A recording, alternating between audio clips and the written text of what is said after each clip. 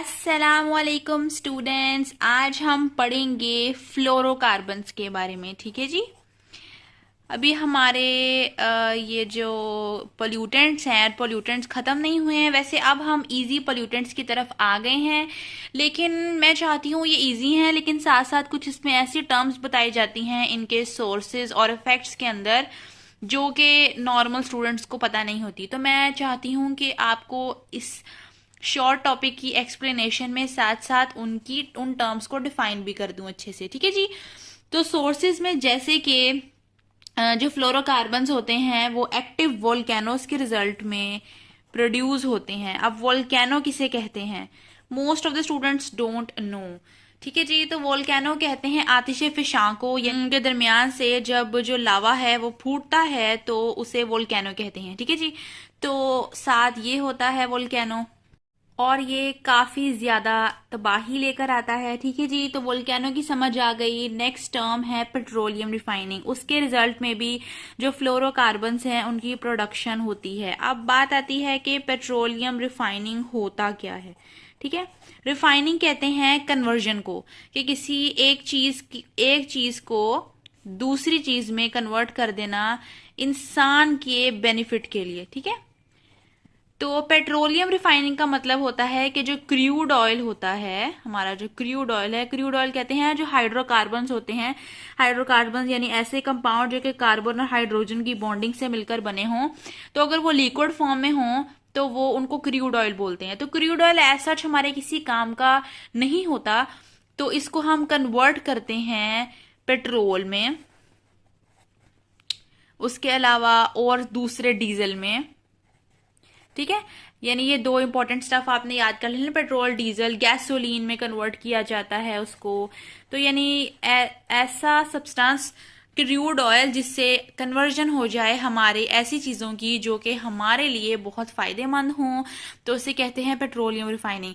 तो जब ये प्रोसेस हो रहा होता है इसके रिजल्ट में भी फ्लोरोकार्बन्स बनते हैं। अब पहले आपको ये भी पता होना चाहिए फ्लोरोकार्बन्स होते क्या है।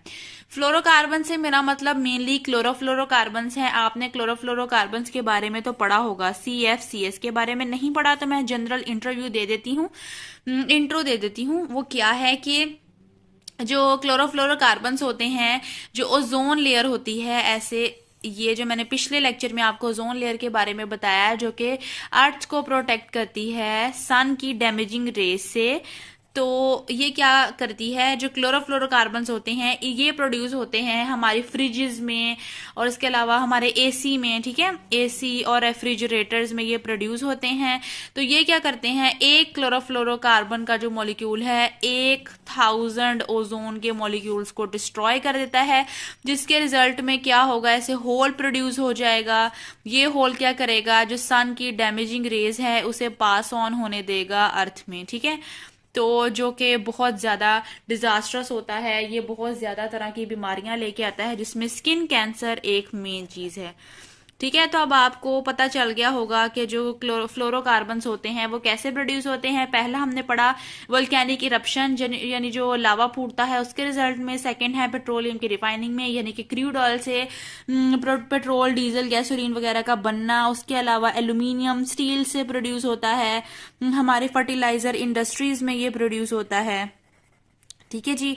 तो एज सच ये हार्मफुल सब्सटेंस है। उसके अलावा अगर जो कोल है, कोयला है, उसको कंबस्ट किया जाता है, उसकी कंबशन की जाती है, उसे जलाया जाता है, उसके रिजल्ट में भी ये फ्लोरोकार्बन्स प्रोड्यूस होते हैं। नेक्स्ट हम पढ़ते हैं इसके इफेक्ट्स।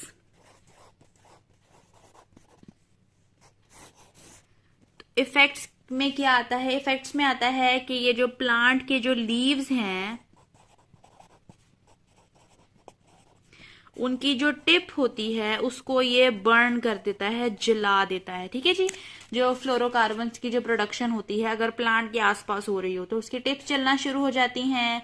उसके अलावा इसकी जो लो अमाउंट होती है उससे प्लांट की जो ग्रोथ होती है वो अफेक्ट होती है, और साथ ही साथ जो यंग फ्रूट्स होते हैं वो बहुत ज्यादा उनका अर्ली ड्रॉप हो जाता है। ठीक है। यानी जब वो सही से पके नहीं है तो उनका जो ड्रॉप है, जो ड्रॉप है वो इंक्रीज हो जाएगा इसकी वजह से, फ्लोरोकार्बन्स की प्रोडक्शन की वजह से। साथ ही साथ क्या होगा जो फ्रूट्स होंगे वो सीडलेस बनेंगे। अगर वो ड्रॉप नहीं हो रहे या तो ड्रॉप होना शुरू हो जाएगा, और जो नए फ्रूट्स बन रहे हैं वो उनमें सीड प्रेजेंट नहीं होगा, यानी उनसे फर्दर फ्रूट्स की, फर्दर प्लांट की प्रोडक्शन नहीं हो पाएगी। उसके अलावा होता है इसमें ह्यूमन बींग्स के अंदर ये क्या करता है, जो बॉडी पैसेजेस होते हैं, जितने भी जो पैसेज कहते हैं कोई भी रास्ता, तो उन सब पैसेजेस को इरिटेट कर देता है, मेनली जहां से ये इनहेल होती है लाइक नोज या फिर थ्रोट के जरिए। तो ये तमाम बॉडी पैसेजेस को इरिटेट करता है। इफेक्ट्स में आता है कि जो प्लांट लीव्स हैं इनकी टिप को बर्न कर देगा, प्लांट ग्रोथ थोड़ी हो जाएगी, यंग फ्रूट का ड्रॉप ज्यादा हो जाएगा, फ्रूट सीडलेस प्रोड्यूस होंगे। उसके अलावा ये ह्यूमन बॉडी के अंदर जो भी पैसेज हैं बॉडी के उनको इरिटेट कर देगा। और हमने इसके अलावा ये सोर्सेज भी पढ़ लिए। तो अगर आपको कोई किसी किस्म भी कंफ्यूजन हो आपने मुझे लाजमी बताना है कमेंट्स में। I will definitely help you out. इंशाल्लाह we will see you in the next video. Till then stay positive. अल्लाह हाफिज।